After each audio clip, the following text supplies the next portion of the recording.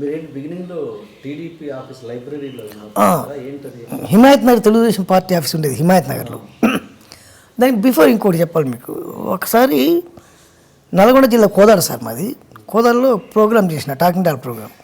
అది మా ఎమ్మెల్యే గారు చూసి, మాధవరెడ్డి గారు అప్పుడు మినిస్టర్ ఉండి, ఆయన వచ్చి చూసి భువనగిరిలో మాది మహానాడు ఉందయ్యా, అబ్బాయిని తీసుకురా అన్నాడు చంద్రబాబు గారు. ఆయన మాధవరెడ్డి గారు నన్ను భువనగిరి తీసుకెళ్ళిండు. భువనగిరికి చంద్రబాబు నాయుడు గారు వచ్చిండ్రు.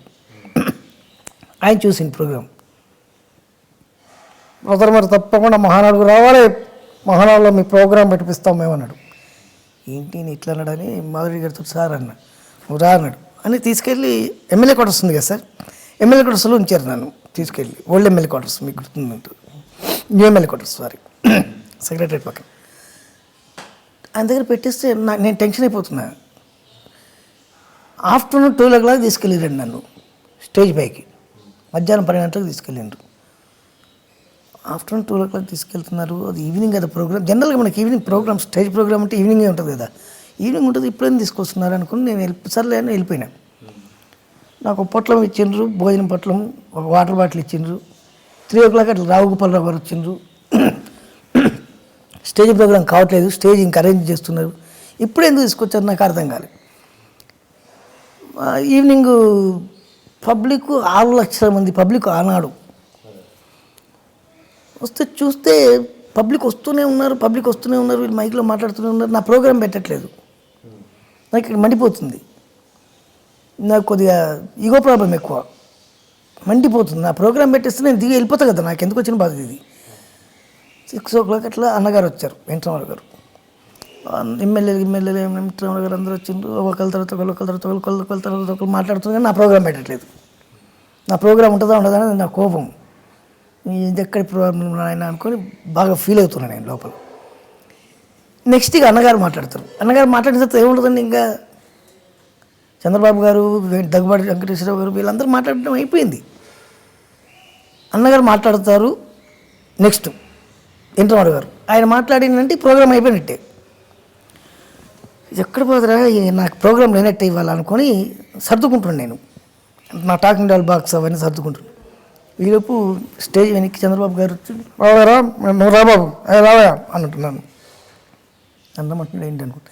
ఎగ్జాక్ట్లీ అన్నగారు మాట్లాడే ముందు నన్ను నా ప్రోగ్రాం పెట్టిండ్రు. అన్నగారు వినాలి అని. వెంకటరామరావు గారు చూసిండ్రు. ఆయన పెట్టిన పథకాలు ఏంటి, వీళ్ళ పథకాలు ఏంటి, వాళ్ళ పథకాలు ఏంటి, వీళ్ళ పథకాలు అవన్నీ టక్ నేను ఒక పార్టీ అయితే నా టాకింగ్ డాల్ వేరే పార్టీ, అట్లా ఆ టైప్లో దాన్ని మేనేజ్ చేసుకుంటూ చేసిన. లేచి నిలబడి అన్నగారు చప్పట్లు కొట్టి భుజం ఇచ్చేసి, మీ సేవలు ఎంతో అవసరం బ్రదర్ మాకు, మీరు మాతోటే ఉండాలి, కమాన్ వీరిని మన దగ్గర పెట్టండి అన్నాడు. వీరిని మన దగ్గర పెట్టండి అంటే ఎట్లుంటుంది తప్ప నాకు ఈ ఇస్తారు, రోజుకో నెలకు మంచి జీతం దొరుకుద్ది, బ్రహ్మాండంగా సెటిల్ అయిపోవచ్చు అనుకున్నా. హిమాయత్ నగర్ తెలుగుదేశం పార్టీ ఆఫీస్లో పెట్టిండు నన్ను తీసుకెళ్ళి. అప్పుడు ఈ ఫోన్లు, పేజర్లు, సెల్లు ఇవ్వు, ఒక ల్యాండ్లైన్ మాత్రమే ఉండేది. నన్ను ఆపరేటర్గా పెట్టిండు. ఫోన్ వస్తే లోపలికి ఫోన్ పంపించారు. సార్ వచ్చి 1 month అయింది, ఇక జీతం ఇస్తారు, ఇక మనకు అమ్మాయి అనుకున్నాను. 600 rupees శాలరీ ఇచ్చారు సార్. ఏం చేయాలో అర్థం కాలే. 600 rupees. సరే ఇది లాభం లేదని హైదరాబాద్లో ఉన్న 2 cities ఉన్న ఆర్కెస్ట్రాస్ అన్నీ నాకు బాగా ఫ్రెండ్లీగా ఉండేవాళ్ళు. విజిటింగ్ కార్డు కొట్టిపించి వేణుమాధవ్ మిమిక్రీ ఆర్టిస్ట్ అని కొట్టిపించి దాని మీద తెలుగుదేశం పార్టీ ఆఫీస్ నెంబరు కొట్టిపించి ఇచ్చిన అందరికి, ఆర్కెస్ట్రాలు అందరికీ. ఫోన్ రింగ్ కానీ లోపల రామచంద్రరావు గారు ఉండేవారు, ఇన్ఛార్జ్, మాకు పార్టీ ఇన్ఛార్జ్ ఆయన ఉండేవారు. ఫోన్ రింగ్ కాగానే ఆయన వెయిట్ చేసేవాడు రూమ్లో. ఇక్కడ నుంచి నేను కనెక్ట్ చేయాలి ఆయనకు. ఫోన్ రింగ్ కాగానే నేను ఫోన్ మాట్లాడేవాను. ఎక్కడ నా సాయంత్రం టీఎన్ఆర్ గారిదా, ఎన్ని గంటలకు అది, లొకేషన్ ఎక్కడ, పేపర్ పెన్ మీద రాసుకున్నాను, మ్యారేజ్ ప్రోగ్రామ్ అన్న, ఎన్ని గంటలకు ఉంటుంది అన్న, ఓకే అన్న, గణేష్ చౌదరి అన్న, ఓకే అన్న, మాట్లాడుకొని రాసుకొని పెట్టుకున్నాను. 10 ఫోన్లు వచ్చేటివి. 11 లోపల నుంచి నాకు బెల్ మోగేది నా ఫోన్కు. ఎత్తితే రామచంద్ర ఏమో ఇప్పుడు 10 ఫోన్లు వచ్చి నాకు ఒక్క ఫోన్ మాట్లాడలేదు ఏంటి, నేను ఎవరు చేసిందంటే నా కోసం చేసింది సార్ అన్న. నాకు ఫోన్ లేదు కదా, నాకు ఫోన్ లేదు, నా కోసం వచ్చింది సార్ ఫోన్. నీ కోసం రావడం అంటే ఇది నీ ఫోన్ అనుకుంటున్నా, అది అన్నాడు. ఒకసారి ఎవడో తీసుకొచ్చి మా ఆఫీస్లో ఎవడో ఒకడు ఉంటాడు కదా పిల్లలు పెట్టాడు. సార్ చూడండి వాడు కార్డు మీద మన డైరెక్ట్ ఫోన్ నెంబర్ వేసుకున్నాడు అని చెప్పింది. చంద్రబాబు గారు ఆఫీస్కి వస్తే మాట్లాడుతుంటే చంద్రబాబు గారితో ఈ విషయం చెప్పిండ్రు. సార్ బాబు గారు మీరు తీసుకొచ్చి ఇక్కడ పెట్టిండ్రు కానీ వీడి ఫోన్ మాట్లాడుతుందండి ఇక్కడ చాలా వీడి ఫోన్లో ఎక్కువైపోయినాయి మాకు అని. ఒకే ఫోన్ ఉండేది. అక్కడ పనిచేస్తున్నప్పుడు ఒకసారి ఒక సందర్భం జరిగింది. మనం ఫోన్ రింగ్ అయితే మనం వ్యక్తి అలా అంటాం కదా.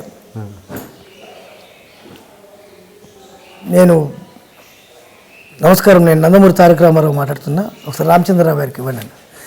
సార్ సార్ సార్ సార్ లేచి నిలబడి ఇచ్చిన ఫోన్ లోపలికి 10 నిమిషాలు మాట్లాడాను. తర్వాత ఫోన్ పెట్టిన తర్వాత లోపల నుంచి సార్ వచ్చింది బయటికి. బుద్ధి జ్ఞానం ఉందా, ఇది నీ ఇంటి ఫోన్ అనుకుంటున్నా, హలో అనడం ఏంటి, నమస్కారం తెలుగుదేశం పార్టీ కేంద్ర కార్యాలయం అని అనాలి కదా, అనలేదట నువ్వు, హలో అన్నవట, అన్నగారు సీరియస్ అయినరు అన్నాడు. నీ అమ్మ ఇట్లా నాలుగు సర్లే అనుకుని పెట్టి సరే సార్ అన్నా. మళ్ళీ ఫోన్ రింగ్ అయింది. రింగ్ అయ్యాని లేపిన, హలో నమస్కారం తెలుగుదేశం పార్టీ కేంద్ర కార్యాలయం అన్నా. అది బ్రదర్ అని ఫోన్ పెట్టేసి అమ్మ ఆయన అంత తొందర చేస్తానని అనుకోలేదు, నేను అంత స్థితి అనుకోలేదు. ఆ తర్వాత చంద్రబాబు గారు వస్తే ఇట్లా కంప్లైంట్ చేశారు, వాడి ఫోన్ మాట్లాడుకుంటుంది సార్ అని. అప్పుడు రా కారు ఎక్కువ అన్నాడు. ఏదో కథ జరిగేటట్టుంది అనుకున్నా. తీసుకెళ్ళి టీటీఎల్పీ తెలుగుదేశం లెజిస్లేటివ్ పార్టీ ఆఫీస్ అసెంబ్లీకి తీసుకెళ్ళిండు. అమర్నాథ్ బాబు గారు ఉండే అక్కడ ఇన్ఛార్జ్. అమర్నాథ్ బాబు గారు ఈయన ఇక్కడే ఉంటారు ఈ రోజు నుంచి, పని చూడండి అన్నాడు. అప్పుడు లైబ్రరీలో నేను పేస్టింగ్ చేయాలి, పేపర్లో వచ్చిన మ్యాటర్లు కట్ చేసి పేస్టింగ్ చేయాలి, పార్టీకి సంబంధించినటువంటి మ్యాటర్లన్నీ కూడా. హిమాయత్ నగర్లో ఉన్నప్పుడు ఒక్క ఫోన్ ఉండే, అసెంబ్లీకి వచ్చిన తర్వాత 2 ఫోన్లు అయినాయి. 2 ఫోన్లు ఉన్నాయి ఇప్పుడు. ఈ ఫోన్ ఒకటి ఆ ఫోన్, ఆ ఫోన్ కాకుండా ఈ ఫోన్. ఆ రకంగా 2 ఫోన్ నెంబర్లు రాసుకొని ఇచ్చేటండి. ఒక్కొక్కసారి 2-3 ప్రోగ్రామ్స్కి అన్నగారితో వెళ్ళలేను నేను, ఇక్కడ ప్రోగ్రామ్స్ ఉంది. అట్లా జరిగింది. అట్లా ప్రోగ్రామ్ చేస్తున్న టైంలోనే రవీంద్ర భారతిలో ప్రోగ్రామ్ రావడం, ఆకృతి సుధాకర్ గారిని ఆయన ప్రోగ్రామ్ చేస్తుంటే ఆ ప్రోగ్రామ్కి వెళ్ళా. దివాకర్ బాబు గారికి సన్మానం, రైటర్ దివాకర్ బాబు గారికి. అప్పుడు కృష్ణారెడ్డి గారు, అచ్చిరెడ్డి గారు చూసి ఫస్ట్ సినిమా ఛాన్స్ ఇచ్చింది, వాళ్ళే పిలిచి ఇచ్చారు. 4 రోజులు తప్పించుకున్నాను, ఈ దగ్గర తప్పించుకున్నట్టే. సినిమాలు ఇంట్రెస్ట్ లేదు సార్ నాకు, ఆ కెమెరా ముందు చేయడం నాకు రాదు, నీకు ఎందుకు మేము చేపిస్తాం కదా అన్న. సరే మీరు ఎట్లా మోసం చేయాలి, ఏదో ఒకటి చేయాలి, తప్పించుకోవాలి. చాలా సార్లు చెప్పారు. 70,000 రూపాయలు తీసుకుంటా, అట్లయితే నేను చేస్తా, లేకుంటే చేయను అన్న. సరే ఓకే అన్నారు, యాక్సెప్ట్ చేసిన వాళ్ళు. అది సార్. ఇప్పుడు ఇక్కడ సెకండ్ టైం పార్టీ షిఫ్టింగ్ అప్పుడు అక్కడ ఎంత శాలరీ మీది? 800. మరి మీరేం డిమాండ్ చేయలేదా? ఎట్లా డిమాండ్ చేసినట్టు ఉంటుంది సార్ ఇంటర్నల్ గారి దగ్గర? అంటే మీరు అంతకుముందు ప్రోగ్రాంలో విపరీతంగా సంపాదించేవాళ్ళు కదా, అంటే దీనికంటే ఎక్కువగా. మా ఆఫీసులో నా ఒక్కడికే స్కూటర్ ఉండేది సార్, ఎవరికి లేదు. కానీ అనేది మరి అక్కడ అంత వస్తుందండి, ఇక్కడ నాకు ఇంత తక్కువ అని ఎప్పుడన్నా లేదా? మరి నేను దాని తక్కువ గురించి ఆలోచించలే కదా, నాకు 2 ఫోన్లు ఉన్నాయి ఇక్కడ. ఓకే ఓకే, ఫోన్లు లేవు కదా, పర్సనల్ ఫోన్స్ లేవు కదా, 2 ఫోన్లు ఉన్నాయి.